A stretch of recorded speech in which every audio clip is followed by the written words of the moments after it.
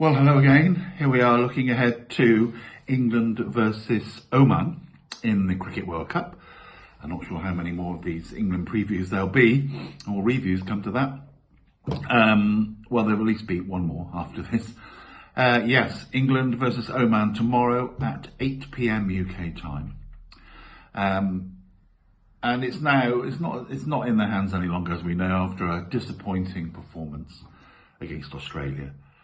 They were outgunned in every department, really, batting, bowling and fielding. It was a poor performance by England, but Australia were absolutely at the top of their game in all aspects of the disciplines. So fair play to Australia, put a big score on the board and left England in their trail, really, and they never recovered.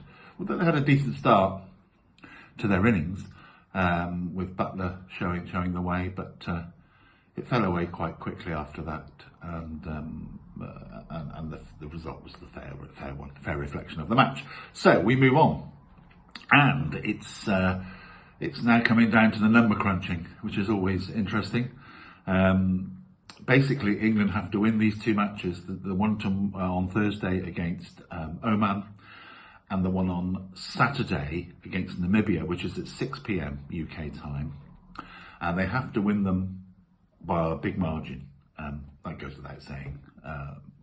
They have to really, almost like Australia beat Namibia earlier on Wednesday, and get a massive boost to that run rate twice, really, not just in the game on Thursday.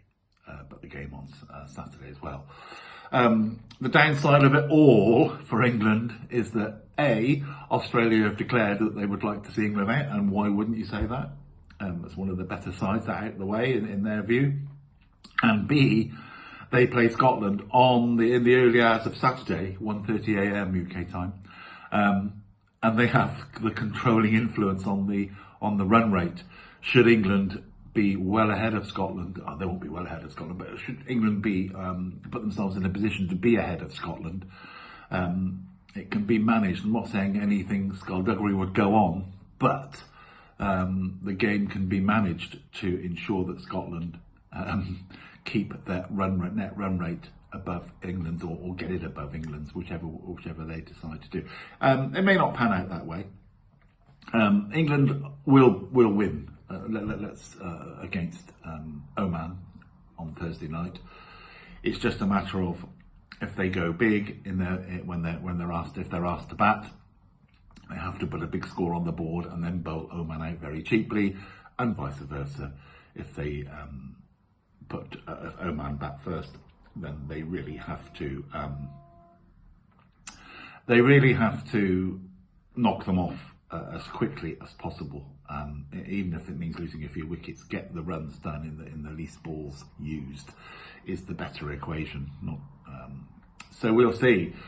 So yes, let's see how the run rate looks after the game on Thursday. So obviously, by what I've said, I'm tipping England to win this match. They'll win it comfortably, but it's just about the winning margin. And it's, as I say, number crunch time. So let's hope that they do give it a big boost and get close to Scotland. I mean, Scotland are on 5 points. So, and I've almost assumed that they'll lose to Australia. There's absolutely no doubt, given that they will. But Australia won't want to lose momentum in the same way that they'll probably would like Scotland to go through with them. So it's an interesting scenario coming up over the next 2 or 3 days.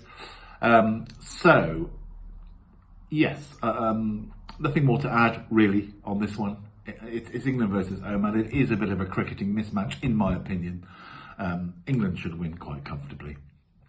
The winning margin needs to be, as I say, make those numbers move up quickly for them, and we shall see. So England to win by a big margin if they bat first, and by a quick margin if they bat second. So we shall see, and I will return, no doubt, in between the two matches to review the the action that takes place on Thursday, and we'll have a look at what England then must do, because it'll be a bit clearer then on what the numbers are, to really put Scotland under pressure against Australia. That's what they've got to do. They've got to make sure Scotland are under pressure. That run rate is really under pressure when they face Australia, because then there could be little they could do about it. We don't know. So it makes an interesting finish. It's a shame the games are separate and they can't be at the same time. Certainly the last two, but that's the nature of the way the fixtures have been planned across two countries. So that's where we are. So England to win comfortably against Oman. We will come back on Friday. I'll come back on Friday, review the Namibia game and see where the numbers are on the net run rate column, the all-important net run rate column.